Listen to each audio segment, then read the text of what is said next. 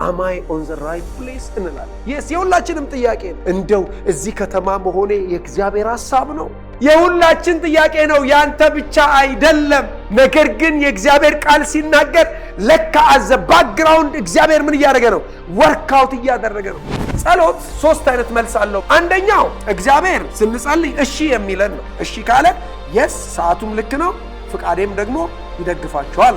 ሁለተኛው መልስ ደግሞ የእግዚአብሔር ምንድነው? ቆይ የሚል ነው። ጊዜው አልደረሰም፣ ቆይ ማለት ያ። ሶስተኛ የእግዚአብሔር መልስ ምንድነው? እምቢ፣ በቃ አልሰጥም፣ የለም ፍቃዴ አይደለም። ሙሴ ከነዓን ካልገባው አለ እግዚአብሔር አትገባም ብሎታል። በቃ አይሰማም። እንዲህ አይነት ሰው እኛ በረከቶችን ሮጠን አይደለም የምናመጣቸው።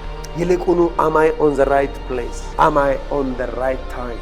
am I with the right people? በትክክለኛው ሰዓት ትክክለኛው ቦታ ላይ እንዴት ይኮናል ብትሉኝ አንድ ነገር ነው ያለ፣ አንድ ሪሶርስ አለን። ያየሁት በመንፈስ ቅዱስ መመራት ብቻ።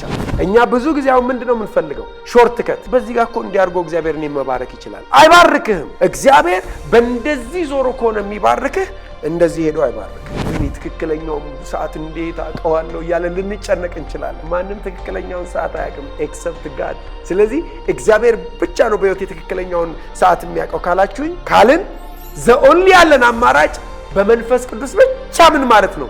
መመራት ነው።